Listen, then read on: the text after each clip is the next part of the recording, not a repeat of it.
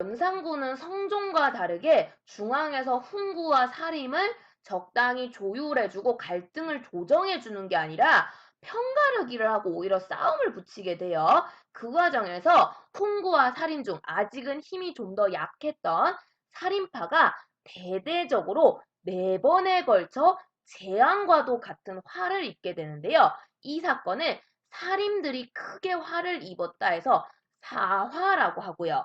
우리가 외우기 딱 좋게 4번에 걸쳐 일어납니다. 그래서 이거 잘못 공부한 친구는 4번 살인들이 다쳤다고 사화라고 그렇게 기억하는 경우도 있는데 정식 명칭은 살인이 화를 입었다고 사화예요. 그래서 순서대로 무오사화, 갑자사화, 기묘사화, 을사사화 이렇게 사건이 발생을 하게 되는데요. 선생님 이름이 왜 있다고 해요? 할 수 있지만 우리 옛날에는 여러분 한문 시간에 배우겠지만 간지라고 해가지고 그 지금처럼 1990년, 2020년 이렇게 연도를 세는 게 아니라 무오년, 갑자년, 기묘년, 을사년, 을미년, 뭐 갑신년 이런 식으로 해서 그 간지랑 육십갑자라고 해가지고 그걸 합쳐가지고 연도 이름을 붙였었거든요. 그러니까 무오년에 일어난 사화라고 해서 무오사화, 갑자년에 일어난 사화라고 해서 갑자사화 이런 식으로 해서 이름을 붙이게 돼요. 그 사화가 4번이 터지는데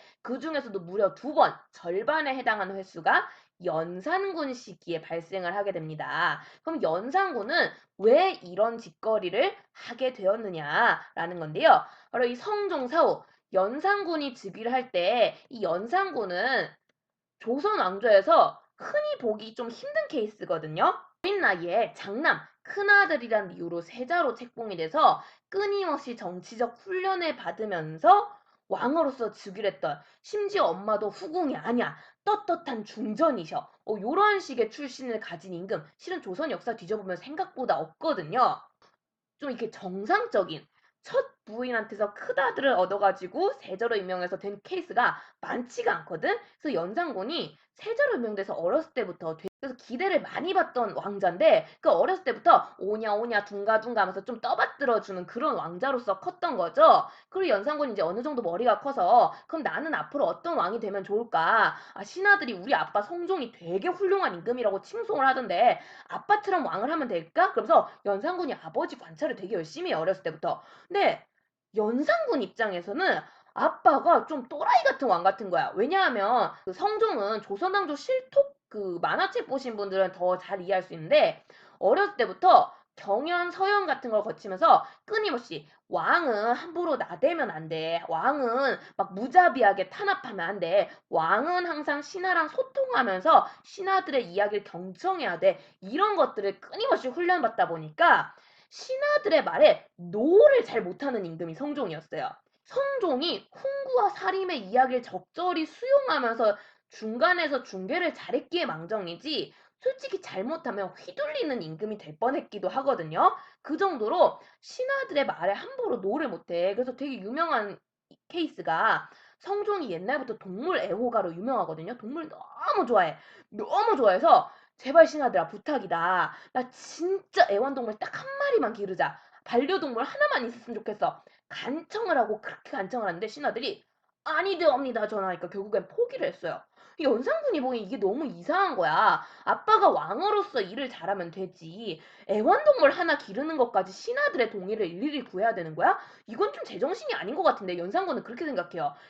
그러니까 어렸을 때부터 그런 좀 왕권이 조금 더 셌으면 좋겠다. 연산군은 좀 이런 집착이 있었던 것 같아요. 그런데 이런 과정에서 당시 연산군 시기에 성종의 뒤를 이어 신하들이 역시 훈구와 사림이 존재라는데 훈구는 좀 현실적이고 타협적이야. 그러니까 연산군이 이렇게 하는 걸 보고 아, 이 임금은 약간 기질이 태종 세조과구나. 우리가 좀 맞춰줘야겠네. 이러면서 일했던 반면 사림파는 심지어 삼사잖아, 삼사. 견제를 하는 기관이에요. 맨날 한 소리가 전하 아니되옵니다. 개를 내보내시옵소서 동촉하시옵소서 맨날 이러는 거야. 그 연산군 입장에선 점점 자연스럽게 홍구와 살인 중 누가 더 마음에 들까요? 그치. 조금이라도 자기한테 좀 맞춰주려고 하는 훈구파가 좀 더 마음에 들었다라는 거고요. 자연스럽게 살인파보다는 훈구파들이 이 시기에 힘을 더 얻게 됩니다. 그래서 훈구파가 세지게 되는데 이때쯤 이제 얘기를 하는 거야. 전하 이제 즉위하신 지가 좀 되셨으니 아버지 성종의 이야기를 담은 역사서를 만들어야 된다. 조선왕조실록 중 성종에 대한 이야기를 담은 성종실록을 편찬을 해야 된다라고 얘기를 하는 거고요. 당연히 연산군은 자기가 훈구파를 좋아하기 때문에 이 성종실록의 편찬의 주 작업을 훈구파가 작성을 하도록 합니다. 그래서 훈구파가 그동안 성종 시기에 기록된 여러 가지 이제 사초라고 해서 내가 그 얘기했잖아. 왕이 일할 때마다 매 사관이 따라가면서 이렇게 적는다고 그걸 사초라고 하거든요. 요걸 보고 이제 어떤 걸 이제 성종실록에 담으면 좋을까 정리를 하게 되는데 여러분 잘 생각을 해보세요. 자, 지금 편찬을 훈구파가 담당을 해요. 사초를 쭉 보는데 사초라는 건 왕 곁에 사관이 따라다니면서 내 기록하는 걸 사초라고 한단 말이야. 성종 때 성종을 주구장창 따라다니면서 열심히 글을 받아 적어요. 아무나 가능하겠어요. 똑똑하고 현명하고 글 잘 쓰는 애들이 해야겠죠. 심지어 성종은 훈구를 견제하길 바랬던 임금이에요. 당연히 이때 사관 역할은 누가 주로 맡게 되느냐? 살인파거든. 그래서 여기 훈구파가 지금 살펴보고 있는 사초의 내용들은 대부분이 살인파, 그 중에서도 성종이, 아이고 미안해 글씨가 자꾸 깨진다. 살인파, 그 중에서도 성종이 가장 아껴 썼던 김종직을 중심으로 했던 김종직 주위 인물들이 작성한 게 많았다라는 거고요. 근데 훈구파가 이걸 보다가 재밌는 글을 하나 발견합니다. 김종직이란 사람이 쓴 조의 제문이라는 글인데요. 자세한 내용은 우리 교과서에 담겨져 있습니다. 의제를 조문하는 글이라고 해서 조의제문인데요.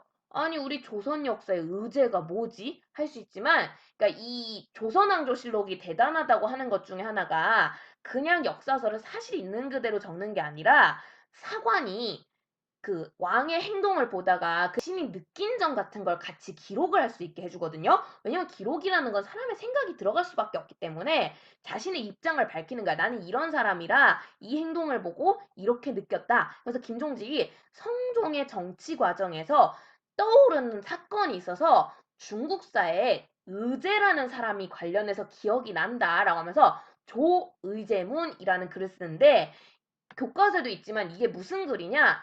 그럼 의제라는 황제가 누구길래 이 김종직이 글을 쓰게 되느냐? 의제가 되게 비운의 황제예요.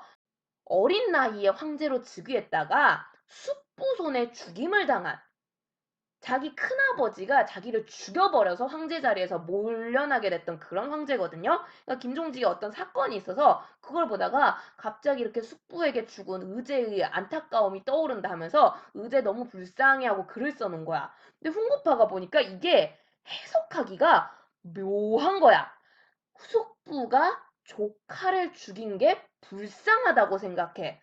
우리 조선사에도 비슷한 사건이 있잖아요. 숙부가 왕을 죽이고 조카인 왕을 죽이고 왕이 됐어. 누구야? 세조. 그러니까 훈구파가 오케이 너 지금 세조 욕한 거지 이렇게 해석을 한 거야. 그러니까 김종직의 의도는 우리가 알 수가 없어요. 우린 김종직의 마음을 들여다볼 수 있는 게 아니니까 옛날 사람이잖아 죽은 사람이잖아 알 수는 없지만 훈구파가 보기에는 이게 해석하기를 세조가 단종을 죽인 것을 비판하는 것으로 볼 수 있다라는 거지. 황제가 너무 훌륭한 인물이라서 어린 조카를 죽이고 황제가 됐지만 이 황제는 참 대단한 인물이다. 이렇게 썼으면 모르겠는데 그런 게 아니라 이 조카를 죽인 황제 나쁜 놈, 죽은 황제가 불쌍해 이렇게 적어놨단 말이야. 이 얘기는 바꿔 말하면 세조가 단종을 죽였어. 단종은 너무 불쌍한 존재인 거야. 단종을 죽인 세조는 좋은 사람이 아니라는 식으로 해석이 될 수가 있기 때문에 홍구파는 이 글을 이용해서 김종직을 비롯한 살인파 세력이 세조라는 사람의 즉위 과정, 세조가 왕이 된 것을 자체를 부정했다, 인정하지 않았다라고 얘기를 한다라는 거고요. 그렇게 해석을 해요. 그러면서 결국에는 세조의 핏줄로서 세조의 뒤를 이어 왕을 계승했던 뭐 예종, 성종 그리고 그 뒤를 이은 연산군 이러한 왕들의 정통성, 이 사람이 왕이 되는 게 정당하지 않았다라고 해석이 될 수 있다. 라고 얘기를 하면서 연산군한테 이걸 고자질을 해요. 근데 연산군이 이걸 듣고 깜짝 놀란 거야. 뭐? 아버지가 그렇게 아끼셨던 김종직이 그런 글을 썼다고? 무엇이라! 하면서 화가 난 거야. 무오사화입니다. 그래가지고 이 살인파가 영모나 다름없는 죄를 지었다라고 해서 무오사화가 일어나게 되는데요. 이걸로 평상시에 연산군에게 아니되옵니다. 통촉하시옵소서를 외치던 살인파 대대적으로 탄압을 받았어요. 그리고 이러한 연산군의 무시무시한 모습을 봤던 홍고파 더더욱 연산군의 말에 꼼짝 못하게 되는 거죠. 자연스럽게 왕권이 강화가 되는 겁니다. 지금 그래서 연산군은 단순한 미치광이 폭군으로서 사활을 일으킨 게 아니라 아마 자신의 왕권을 강화시키기 위해 이런 사건을 일으킨 게 아닌가라고 많이 해석이 된다고 해요. 그래서 요까지만 했으면 좀 괜찮았을지도 모르겠는데 그 다음이 문제라는 거죠. 이건 다음 시간에 연결해서 수업하도록 하겠습니다. 45분 수업이면 딱 여기까지 마무리하면 좋은데 갑자사화까지 안타깝네. 일단 여기까지 여러분 정리를 해주시고요. 교과서에 조의제문을 비롯해서 자료가 있으니까 미리 한번 꼭 읽어보시기를 추천드리는 바입니다. 그러면 오늘 수업 듣느라 고생 많았고요. 그럼 다음 시간에 만나요. 안녕.